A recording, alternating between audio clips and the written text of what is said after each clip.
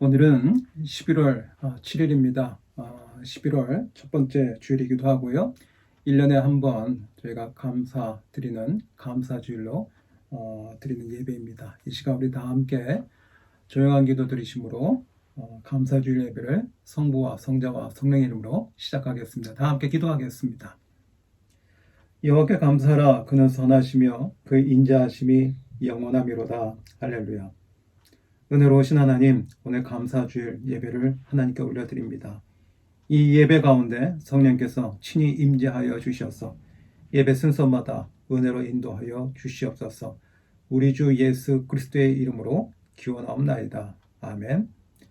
바라 찬양팀과 함께 찬양하겠습니다.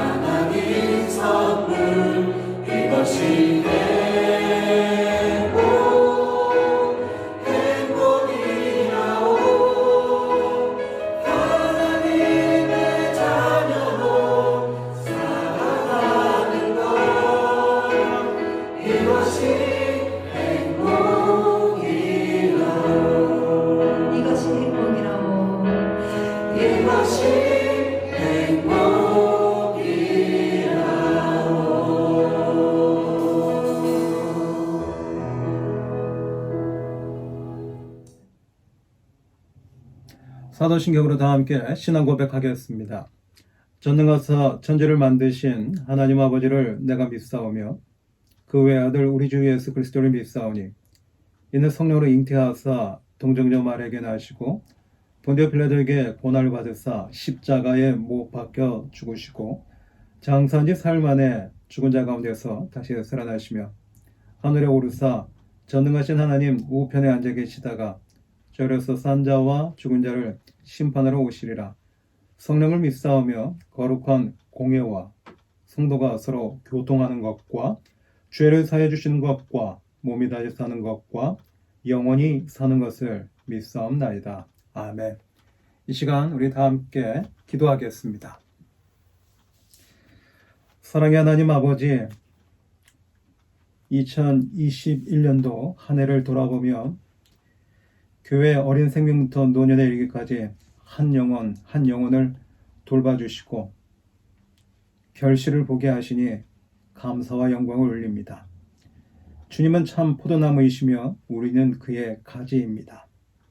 내가 주님께 붙어 있을 때에 자연히 열매를 맺습니다. 나의 가지가 스스로 열매를 맺는 것이 아니라 주님께 붙어 있으므로 열매를 맺습니다. 오늘도 어김없이 주님께 붙어 있는 저희들이 이 자리에 나와 예배의 열매를 하나님께 올려드립니다. 저희들의 예배를 받아주시옵소서. 모든 열매의 근원이 되시는 하나님께 감사드립니다. 내가 이 땅에서 맺은 열매가 있다면 모두 주님의 은혜임을 이 시간 고백합니다. 그 모든 열매를 가지고 주님 앞에 나아갑니다. 비록 지금 코로나 바이러스로 세상이 힘들어하고 어려워도 내 영혼이 주님이 그토록 사랑하시는 열매임을 고백하옵니다.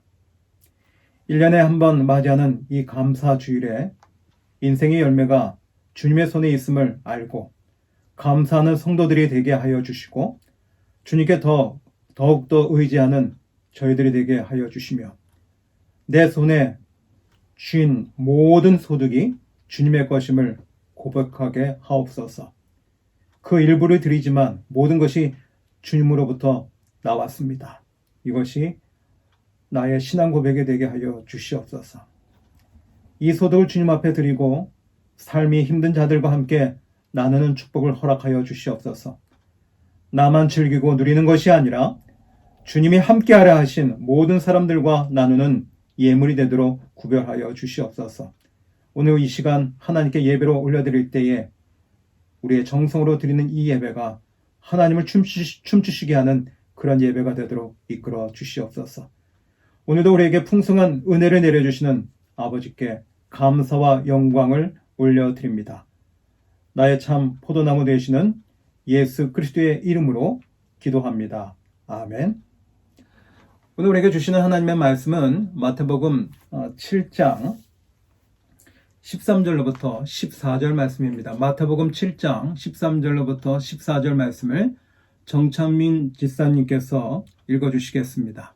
오늘 우리에게 주신 하나님의 말씀은 마태복음 7장 13절에서 14절까지의 말씀입니다.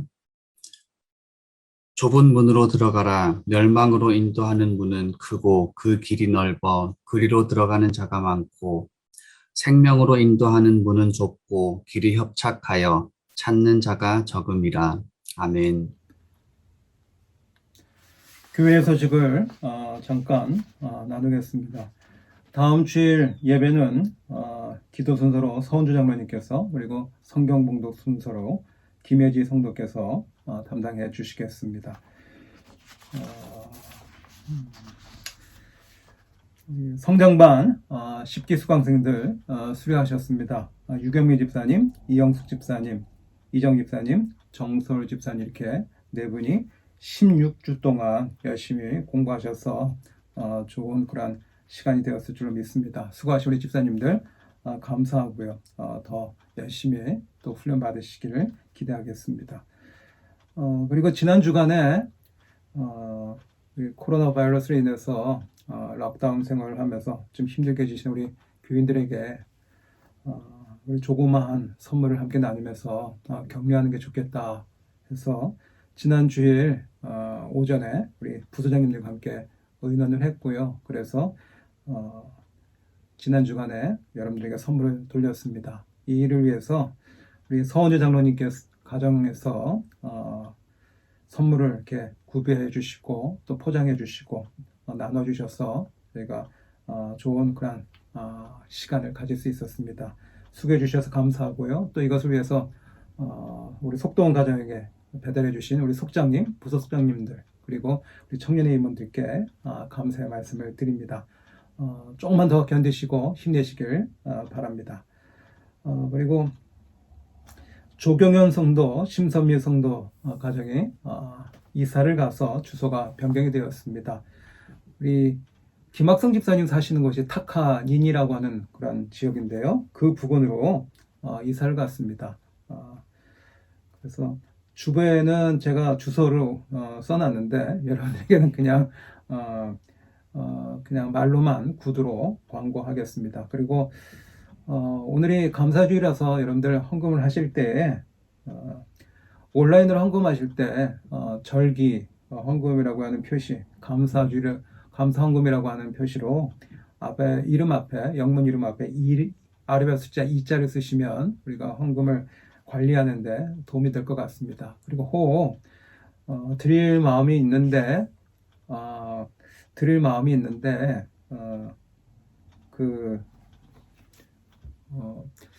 사정이 여의치 않아서 온라인으로 드리시기 어려우신 분들은 나중에 교회에서 모일 때 그럴 때 드리시면 되겠습니다. 그리고 정정하겠습니다. 아랍의 숫자 2가 아니라고 이건 주일헌금이고요. 절기헌금은 7번입니다. 그래서 영문 이름 앞에 아랍의 숫자 7자로 표시해 주시면 저희가 좀 헌금 정리하는데 도움이 되겠습니다. 한 가지 더 광고 드릴 것은요. 저희가 12월 첫째 주일이 당회로 예정이 되어 있는데 그때 우리가 교회에서 모일 수 있는지 그리고 그때 당회를 우리가 할 수가 있는지 좀 예상하기가 쉽지는 않습니다. 그래서 지난 주일 아침에 부서장님들 계실 때에 의논할 때 얘기를 했던 부분인데요.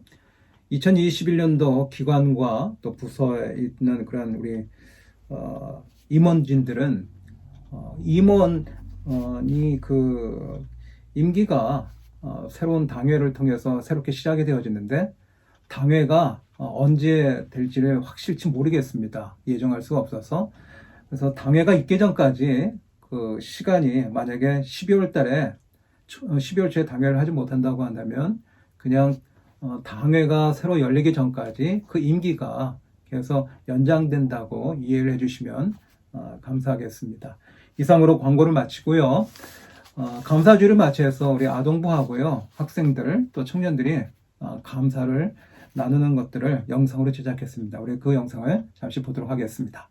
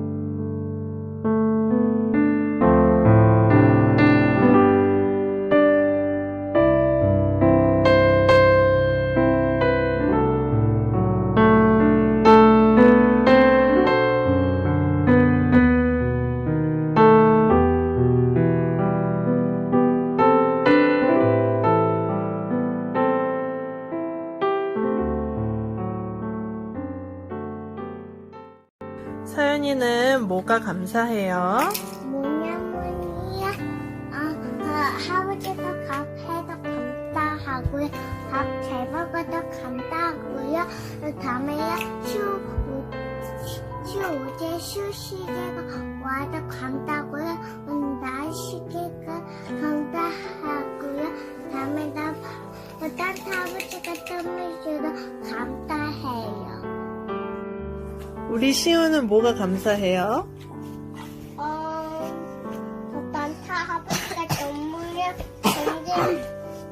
집이랑 밤에 가보지랑 아이스크림이랑 캔디 줘서 하나님이 너무 줘서 고맙습니다. 시우는 뭐가 감사해요? 뭐냐면이요. 하나님이가 우리 아기 때부터 태어나서 엄마 아빠한테 땀을 줘서 고맙습니다.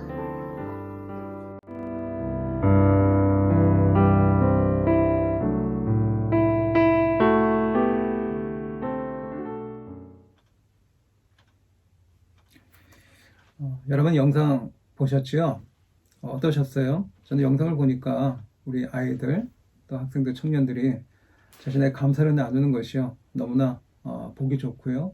또 이 감사를 들으시는 하나님이 얼마나 기뻐하실까 그런 기대감이 막 생겼어요. 오늘 감사주일을 맞이해서 또 하나님 앞에 감사한 마음으로 이 자리에 함께 하신 여러분들에게 하나님 주시는 은혜가 있기를 간절히 기대합니다. 오늘 감사주일을 맞이해서 어떤 말씀을 함께 나눌까 생각하다가 1년 동안 하나님께 드리는 감사, 그 중에 나의 정말 좋은 하나님께 드릴 수 있는 감사가 뭘까? 그것을 생각하면서 오늘 여러분들과 함께 말씀을 나누겠습니다. 첫 번째로요, 신앙을 갖고 있다는 것이 하나님께 드릴 수 있는 감사가 되겠다라는 말씀을 나누겠습니다. 10월 30날 한국에서 어떤 일이 벌어졌냐면 전직 대통령이었던 노태우 전직 대통령께서 세상을 떠나고 장례식이 있었습니다. 그런데 좀 의아한 부분이 있었어요. 뭐냐면 장례식을 하는데 제가 알기로는 그분이 불교 신자거든요. 근데 기독교식 장례식을 하는 겁니다. 제가 궁금했습니다. 왜 그럴까? 그래서 제가 신문 기사를 읽어봤죠. 신문 기사를 읽어보니까 그 이유를 알겠더라고요. 이 노태우 전 대통령은 불교 신자였습니다. 부부가 같이요. 그런데 그 집안에서 유일하게 교회를 나가던 사람이 있었어요. 누구냐면 노소용이라고 하는 그 노 전 대통령의 따님이었습니다. 이 따님이 혼자 나홀로 크리스천으로 집안에서 신앙생활을 했는데 그러다가 어머니에게 복음을 전했고 아버지에게 복음을 먼저 전했고요. 그리고 어머니와 그리고 자신의 아들과 딸 그리고 남편도 신앙생활을 하게 됐다고 하는 그런 내용을 제가 기사를 통해서 알게 되었습니다. 이 노소용이라고 하는 이 따님이요. 교회는 좀 꽤 오래 다녔는데요. 교회를 이렇게 꾸준하게 다녔던 건 아닌 것 같아요. 다니다 말기도 하고 또 교회가 자기가 또 맞기도 하고 안 맞기도 하고 막 그래서 그러다가 교회 다니는 꽤 오래됐는데 2005년도쯤에 자신이 하나님이 이 세상에 분명히 존재하신다고 하는 것에는 확신을 갖고 있었습니다. 근데 예수님은 몰랐어요. 그래서 그 교회에서 어느 교인하고요 성경 공부를 했는데 그분이 멘토가 되어 주셔서 3년 동안 열심히 또 성경 말씀을 나누고 공부하다 보니까 하나님이 이 세상에 존재하는 것에 대해서 더 확신을 갖게 된 거예요. 그리고 누군가가 이 노소영이라고 하는 분에게 당신은 예수님을 어떻게 만났습니까? 라고 묻는 질문에 이분이 뭐라고 대답을 했냐면요. 사실 하나님이 존재하시는 건 알았는데 예수님에 대해서는 잘 몰랐다는 거예요. 그런데 성경을 배우고 또 멘토링을 받다가 한 2011년도쯤에 자기도 모르는 사이에 자기가 예수님을 인격적으로 만났다는 것은 뒤늦게 깨닫게 되었다고 얘기를 해요. 제가 신문 기사를 쭉 이렇게 훑어보니까 어떻게 하다가 예수님이 인격적으로 만나게 됐냐면, 남편이 SK 그 그룹의 CEO잖아요. 근데 이분이 그 회사에서 일을 하다가 분식 회계 사건으로 인해서 감옥에 가게 됐거든요. 그래서 남편은 감옥에서 살아요. 그런데 이번에 또 아들이 있는데요. 아들이요, 난치병을 앓고 있어요. 어떤 병이었냐면 소아 당뇨병으로 고생을 하는 거예요. 평생을 인슐린 주사를 맞으면서 살아야 되는 그 어려운 과정에서 남편은 감옥에 가 있지, 아이는 저렇게 힘든 생활을 하고 있지. 그러는 그 고난 가운데서, 고통 속에서 이분이 그때 예수님을 만났던 것을 나중에 깨닫게 됐다는 거예요. 그래서 이 따님이 노태우 전 대통령에게 예수님을 전했고요.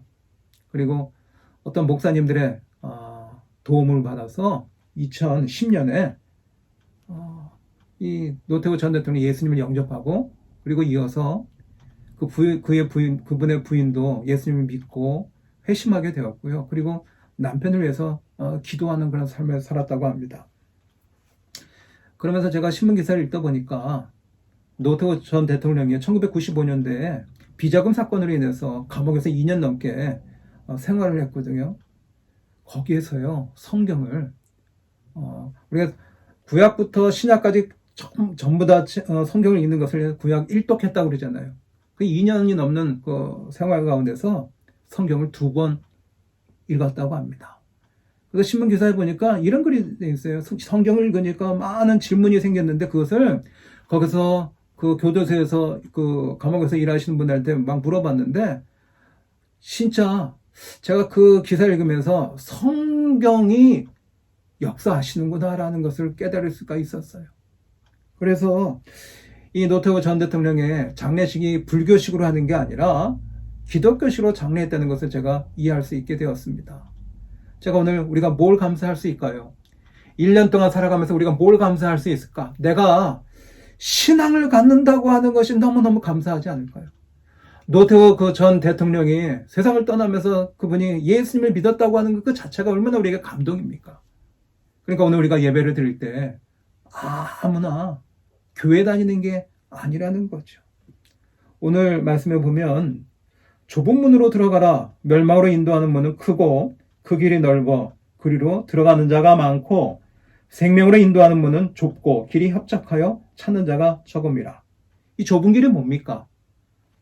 나는 길이요 진리요 생명이니 나로 말미암지 않고는 아버지께로 올 자가 없느니라. 이 좁은 길은 구원받는 길이고요. 아버지께로 가는 길이고 또 신앙의 길이잖아요.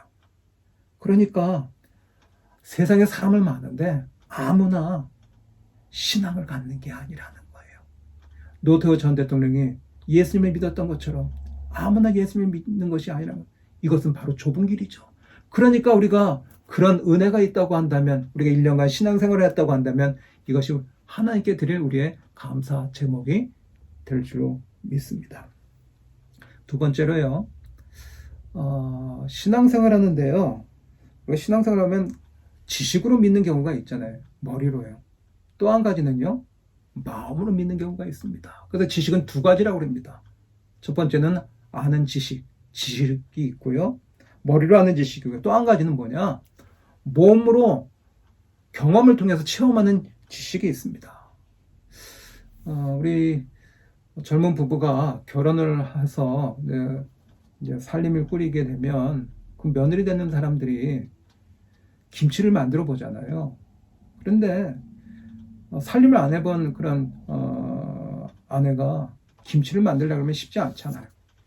그래서 이제 부모님들 혹은 친정이나 시댁에 가서 김치를 먹어보면 참 맛있잖아요. 그래서 그 며느리들이 김치를 만들어 가지고 이렇게 책 보고 뭐 요리책 보고 이렇게 보고 배우면 김치를 만드는데, 그 집에서 먹던 또 부모님이나 시부모님이 만드신 그 김치 맛이 나지 않거든요. 그래서 뭐라고 그래요? 어머니, 저는 왜 이런 김치 맛이 안 나죠? 막 이런다는 거죠. 살림을 안 해보니까 그렇겠죠. 왜요? 경험이 없으니까. 김치 만드는 건요, 어떤 인포메이션을 가지고서 만드는 것이 아니라 김치를 재료를 사가지고 인포메이션을 하는데 그 버무리는 가운데 이 손끝에서 나오는 손맛이라는 게 있잖아요. 그래서 세상의 지식은요, 우리가 살아가는데 굉장히 필요하고 도움이 됩니다.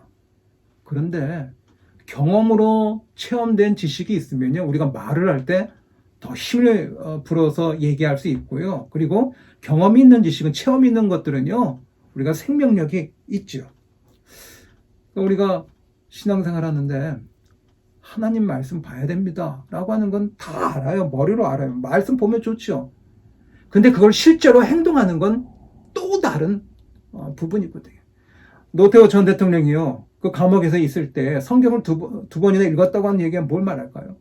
성경을 읽으면 좋은데 실제로 읽으면 거기에 성령께서 역사해 주셔서 말씀이 그 읽는 사람의 인생을 이끌어간다는 거잖아요. 그래서 우리의 신앙은요, 알고 있는 것도 중요하지만 더 중요한 건 뭐냐? 삶으로 살아내는 거예요. 그러니까 우리가 평생토록 신앙생활을 할 수 있는 것 자체가 은혜잖아요. 신앙생활을 하다 보면 기복이 있거든요. 좋을 때도 있고 그렇지 않을 때도 있거든요.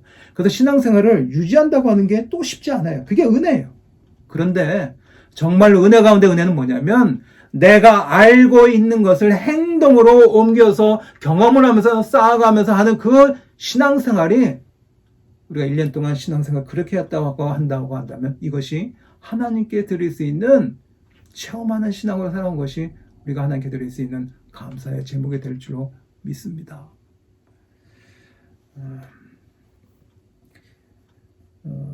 제가 오늘 성경을 읽으면서 좁은 문으로 들어가라 그랬는데, 신앙생활을 하다 보면 이론으로는 좀 빠삭하고 잘 알거든요.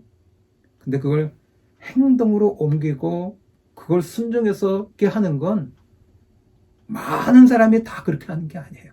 정말 오늘 성경에 나오는 것처럼 생명으로 인도하는 문은 좁고 길이 협착하여 찾는 자가 적음이라. 소수의 사람들, 적은 사람들이 말씀을 알고 있는데 그걸 행동으로 실천해 나가는 그 은혜가 있더라고요. 오늘 우리가 록다운 생활하면서 힘들고 또 어렵지만 예배 드리는 것이 참 중요하다는 걸 아는데, 그래서 그 중요한 예배를 내가 정말로 드리는 그 자리에서, 그 시간에 내가 구별해서 예배를 드린다고 하는 것, 이것은 우리가 머리로 하는 게 아니라 행동으로 옮겨서 하는, 좁은 문으로 들어가는 극소수의 사람들이 하는 그러한 일이잖아요. 우리가 오늘 이 시간 예배 자리에 있다고 한다면 우리가 예배가 중요한 줄 알고 몸소 실천하는 그 은혜가 있어서 하나님께 감사의 제물로 드릴 수 있는 은혜가 있는 줄 믿습니다. 오늘 여러분과 또 나눌 것이 있다고 한다면, 신앙생활은 뭐냐면 줄다리기입니다. 신앙생활이 뭐라고요? 신앙생활은 줄다리기입니다. 제가 얼마 전에 요즘에 유행하는 그런 게임이 있더라고요. 넷플릭스라고 하는 그런 데서 저도 영상을 조금 봤는데, 오징어 게임이요. 오징어 게임 그 영상을 보면 거기에 줄다리가 나오더라고요. 그러니까 두 팀이요, 딱 그 대결을 하는 거잖아요. 11명이 양쪽에 줄을 잡고 이제 줄을 잡아당기는 건데, 거기서 이기면 그들은 그 이긴 팀은 살고 지는 팀은 죽는 거잖아요.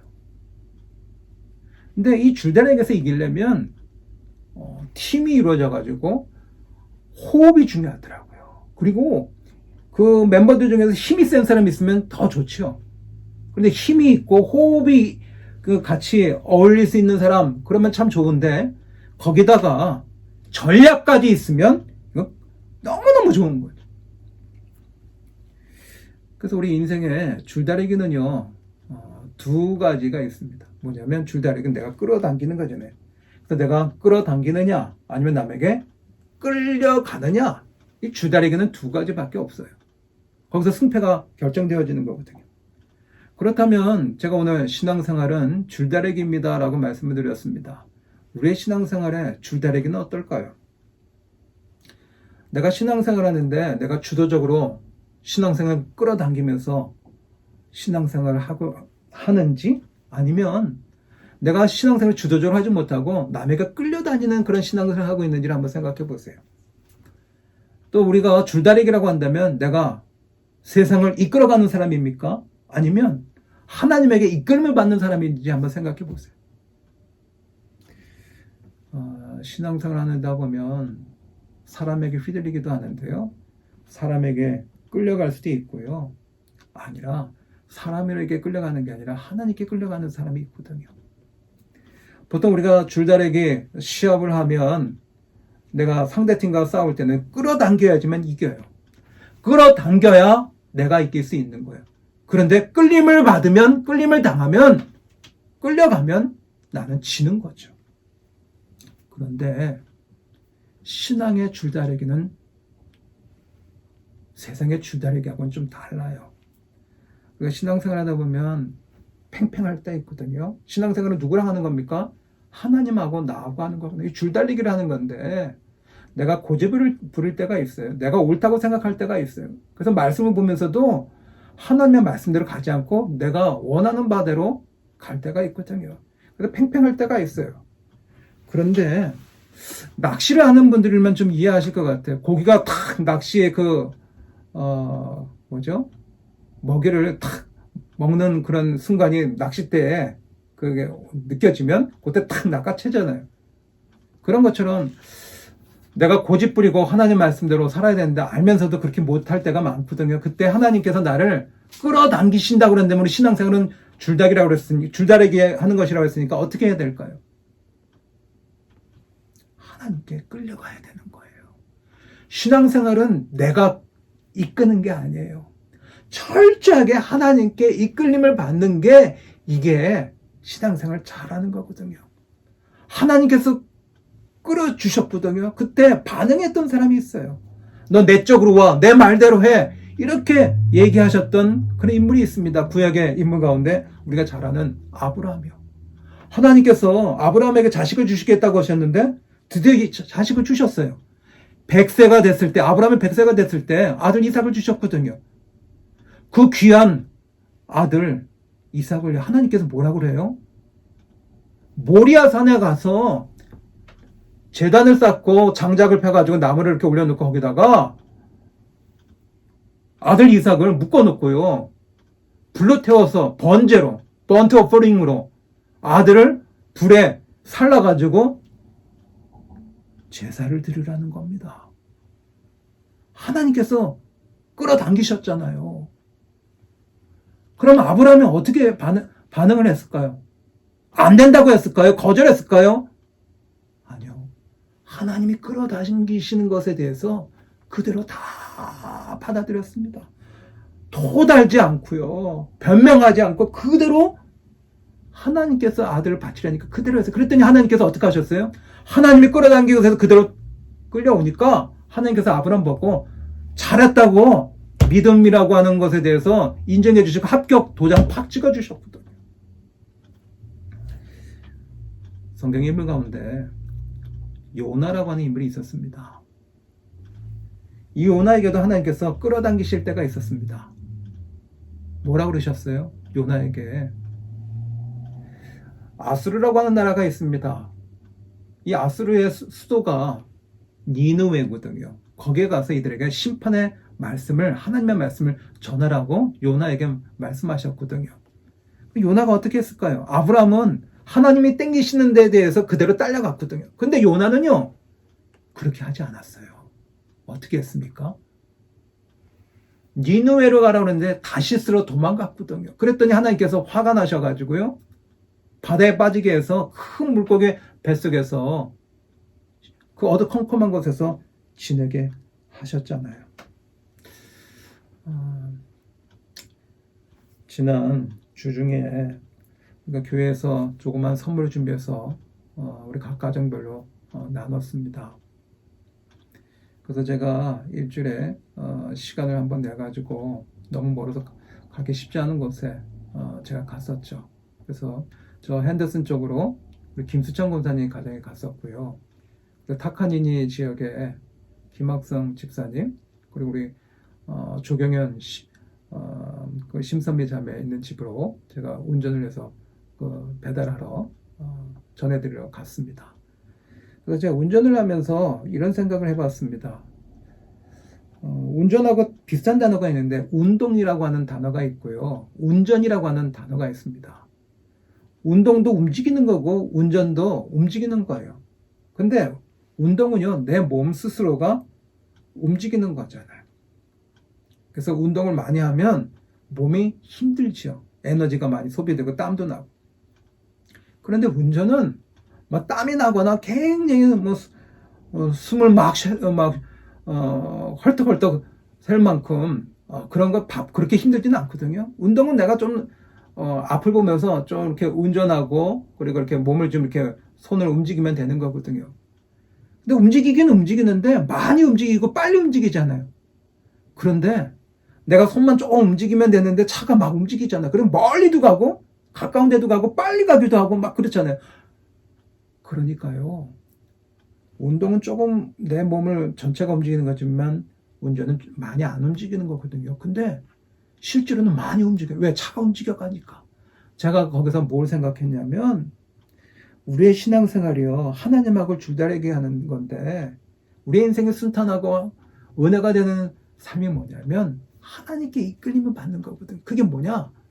나는 조금밖에 움직이지 않지만 내 인생의 모든 것을 주관하고 움직이게 하는 게 뭐냐? 자동차라는 거예요. 그 자동차가 있으니까 막 움직이고 빨리 움직이고 못 갈 곳이 없는 거예요. 그게 뭐냐? 하나님의 이끄심이라는 거예요. 이게 성령의 역사고. 그래서 우리가 신앙은 하나님과의 줄다리기인데 내 고집으로 팽팽하게 하나님과 겨루다가도 하나님께서 땡기신다고 하면 거기에 내가 말씀에 순종해서 그 하나님을 받아들이고 움직여 갈 때 그게 은혜고 그게 우리 인생의 기적과 같은 일이라는 거지. 근데 실제로 이렇게 신앙생활하는 사람들은 많지 않습니다. 그러고 보니까 오늘 말씀에 보면 좁은 문으로 들어가라. 사람들은 넓은 문으로 가려고 그래요. 큰 길로 가려고 그래요. 그런데 좁은 문으로 갈 사람들은 그렇게 많지 않아요. 그럼에도 불구하고 우리가 1년 동안 신앙생활 하면서 하나님의 말씀에 끌려가면서 하나님의 이끌림을 받으려고 몸부림치고 애쓰고 시행착오를 거치면서 이렇게 살아가는 신앙생활의 좁은 문을 두들기는 저와 여러분이 지금까지 살아온 것에 대해서 하나님께 감사 드릴 수 있는 제목이지 않을까, 그런 말씀을 함께 나눕니다. 그러면 신앙생활이 하나님과 줄다리기라고 한다면 마귀하고의 관계는 어떻게 될까요? 우리의 신앙생활은 하나님과 줄다리기도 하지만 마귀하고 줄다리기하는 싸움을 계속해서 벌이는 것이거든요. 마귀하고 줄다리기 할 때는요, 하나님이 끄시면 끌려가는 게 은혜예요.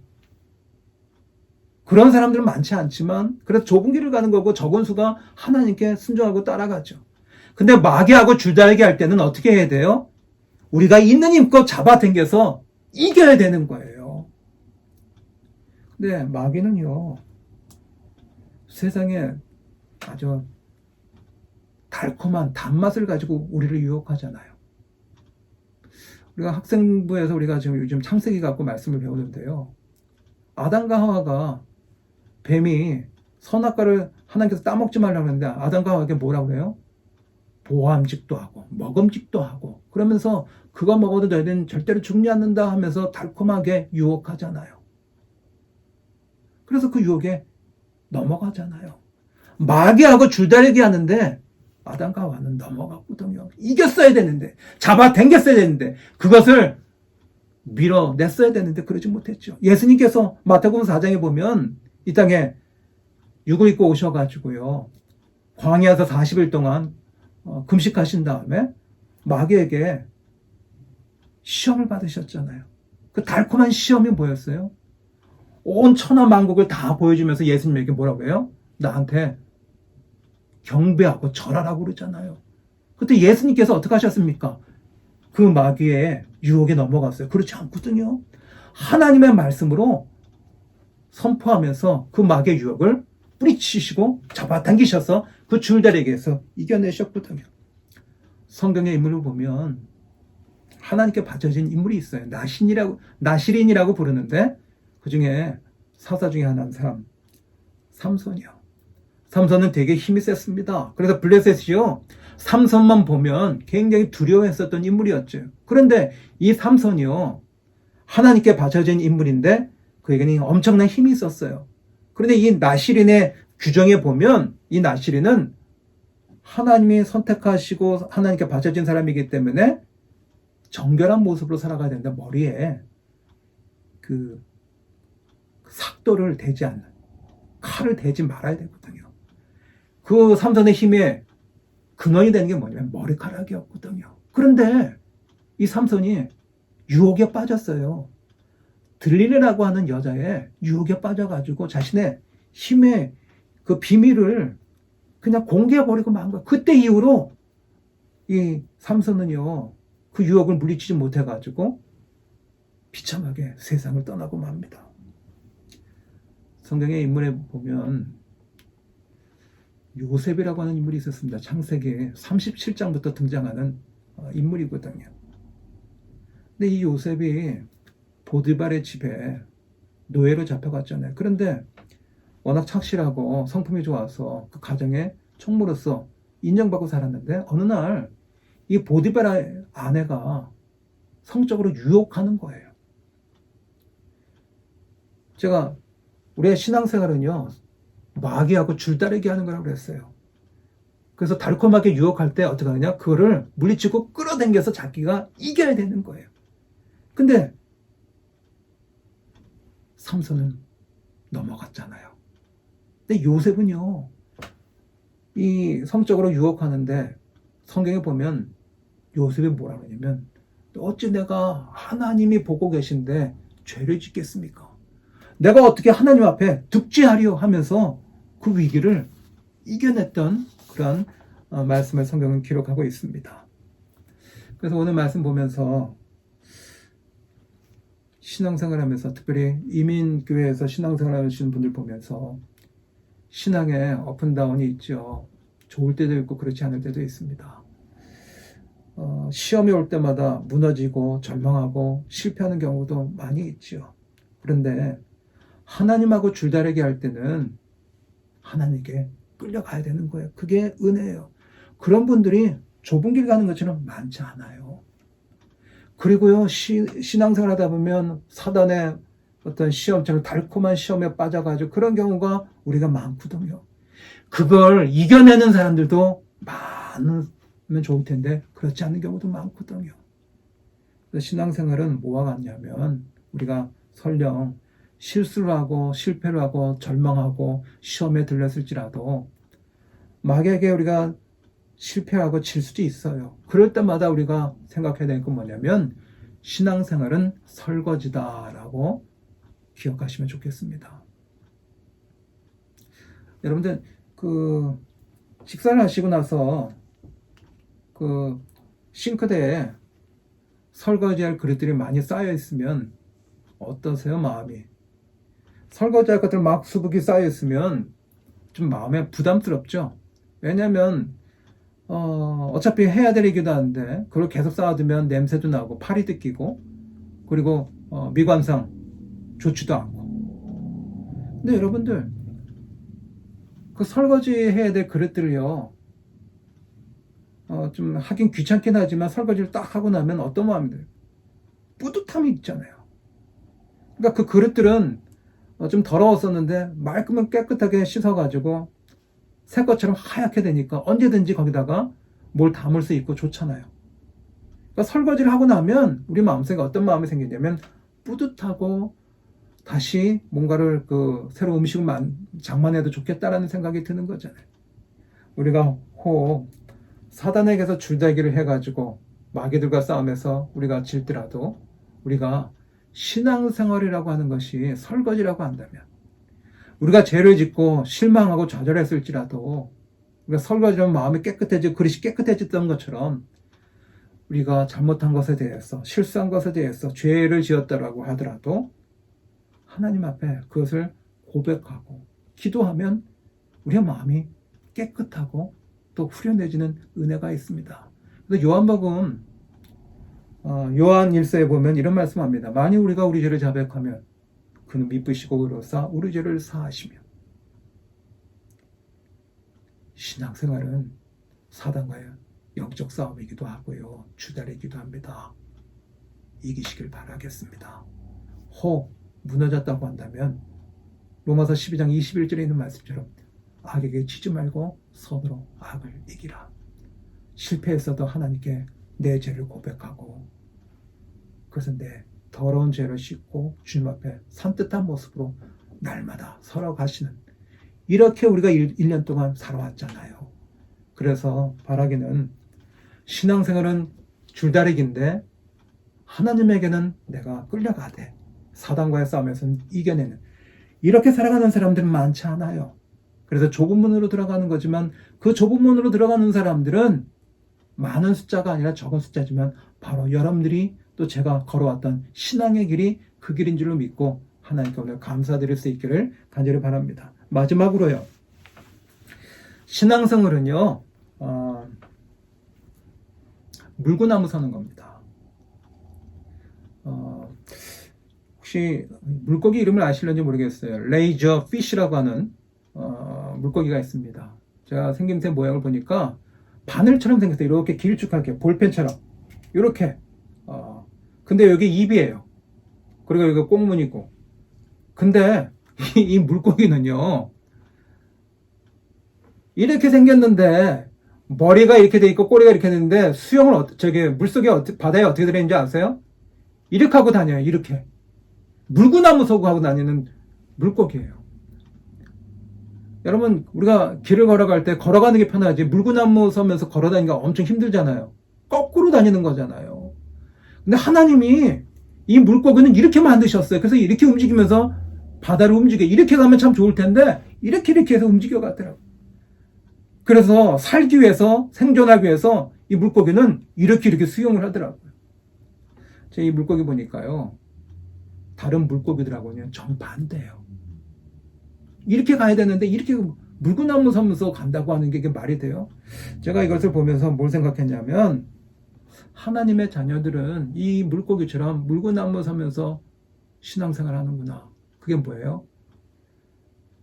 세상적인 가치하고요. 정반대로 살아가는 게 우리가 신앙생활 하는 거거든요. 우리가 한 주간 동안 교회에서 애쓰고 수고하는 우리 교인들을 격려하고자 조그만 선물을 준비해서 함께 나눴습니다.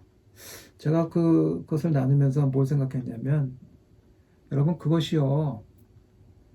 액수로 따지면 돈으로 환산하면 얼마나 되겠습니까? 100불, 200불 이렇게 되는 거 아니거든요. 그런데 그걸 나누면서 우리가 얼굴 보고 잘 계신지 그러면서 서로 정을 나누잖아요. 사람의 온정을 함께 나눌 수 있는 거잖아요. 근데 세상의 가치는 뭐예요? 내가 더 가져야 된다. 내 것으로 더 누려야 된다. 내가 더 누리고 내가 더 가져야 된다. 그런데 우리 신앙생활의 가치는 뭐예요? 세상과 정반대로 있으면 나눠주고 더 주고 베풀고. 저는 그래서 우리 교인들이 정을 나누면서 조그만 그런 교회에서 말하는 선물들을 함께 나누는 가운데 예수님이 당신의 피와 살을 십자가에서 내어주시고 나눠주셨던 것처럼 우리의 신앙생활이 남을 돕고 남에게 베풀고 내가 누릴 수 있지만 세상과는 전혀 다른 반대의 가치관으로 살아가는 우리 신앙생활을 우리가 1년 동안 해왔던 것이 있다고 한다면 이것이 바로 하나님께 감사드릴 수 있는 은혜가 될 줄 믿습니다. 오늘 말씀 생각하면서 말씀을 다시 한번 읽어드리겠습니다. 좁은 문으로 들어가라. 멸망으로 인도하는 문은 크고 그 길이 넓어 그리로 들어가는 자가 많고 생명으로 인도하는 문은 좁고 길이 협착하여 찾는 자가 적음이라. 아멘. 믿지 않는 사람들은 믿는 사람들 보고 바보라고 얘기합니다. 왜 바보라고 그러죠? 왜 넓은 길을 가지고 좁은 길을 걸어가냐고 그러잖아요. 그리고 그렇게 가는 사람들은 많지 않은데 그런데 믿는 사람들은 생명의 길이 어떤 길인지 잘 아는 겁니다. 바로 오늘 이 말씀을 알고 살아가는 사람들은 지혜로운 사람들이죠. 좁은 문으로 들어가라. 이 좁은 문으로 들어가는 사람들은 많지 않습니다. 그래서 오늘 말씀을 정리하면 신앙생활 자체가 좁은 문입니다. 아무나 신앙을 갖는 거 아니에요.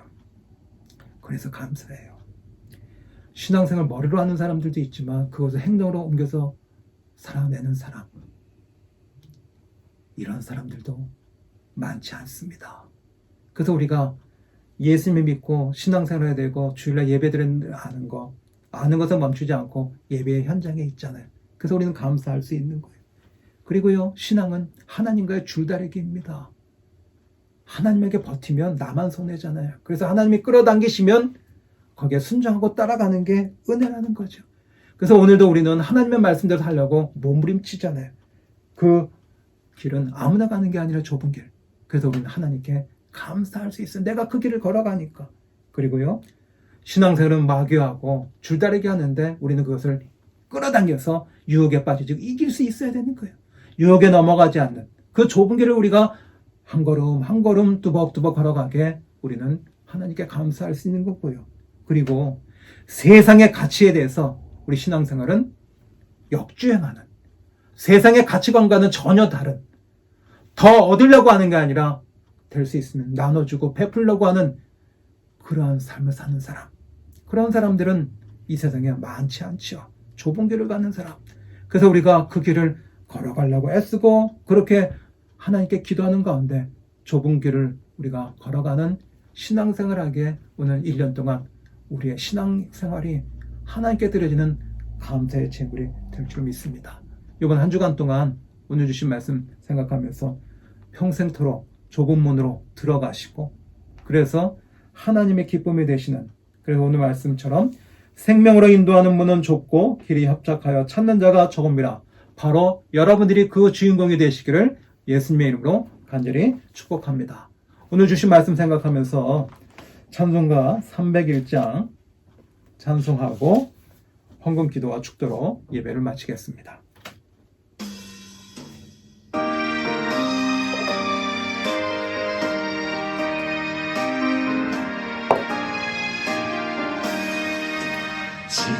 지금까지 지내온 것 주의 크신 은혜람, 한이없는 주의 사랑 어찌 이루 말하랴. 자나깨나 주의 손이 항상 살펴주시고 모든 일을 주 안에서 평통하게 하시네.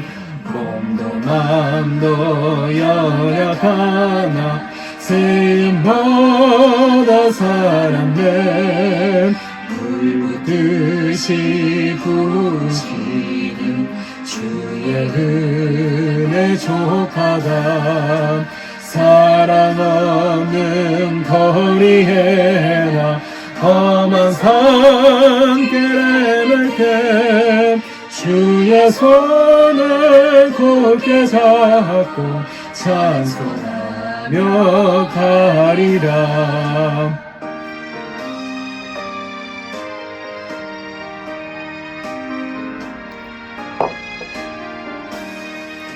주님과 시대 올라리 날로 다가와 무거운 짐 주께 맡겨 벗을 날도 멀잖네.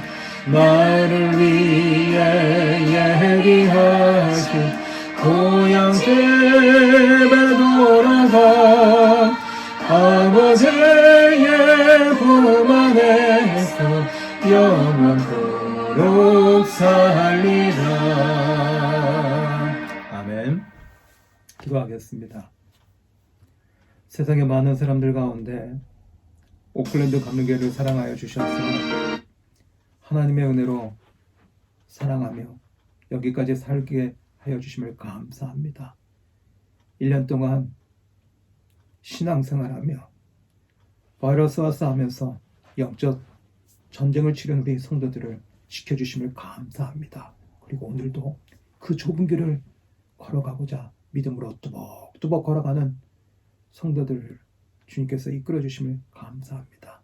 하나님, 한 해 동안 우리 성도들을 지켜주심을 감사하고 보고 싶고 또 함께 말씀을 나누고 싶고 함께 식사도 하고 싶은 우리 사랑하는 성도들을 주님께서 지켜주시고 한 사람도 아프지 않도록 주님께서 주님의 사랑의 품으로 안아주시옵소서.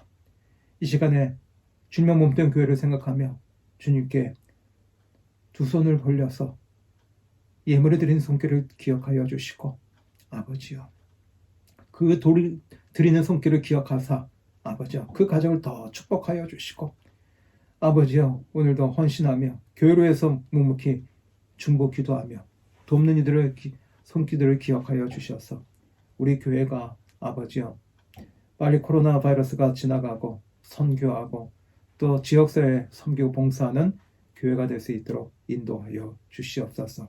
예물이 드린 손길들을 기억하여 주시고 이 예물이 쓰여질 때에 하나님의 나라가 더 역사할 수 있도록 하나님의 나라를 세우는 일에 쓰임받은 예물로 주님께서 성결하여 주시옵소서. 환우들을 기억하여 주시고 또 혼자 생활하는 성도들 기억하사 외롭지 않게 하시고 이 어려운 시기를 믿음으로 잘 감당할 수 있도록 이끌어 주시옵소서. 이제는 우리 주 예수 그리스도의 은혜와 하나밖에 없는 독생자를 우리를 위해 십자가에 기꺼이 내어주시는 하나님의 측량할 수 없는 사랑하심과 우리가 힘들고 어려울 때마다 지치고 쓰러질 때마다 다시 일으켜 세워주시는 성령님의 인도하심이 이 시간 예배를 드리는 모든 성도들 한 사람 한 사람 머리 위에 이제로부터 영원까지 함께하여 주시옵기를 간절히 축원하옵나이다. 아멘. 감사합니다. 이렇게 감사 주일 예배를 하나님께 올려드렸습니다. 한 주간 동안 생활하시면서 건강하시고 또 영적으로 성령 충만하셔서 다음 주일날 건강 모습을 뵙겠습니다. 그럼 안녕히 계십시오.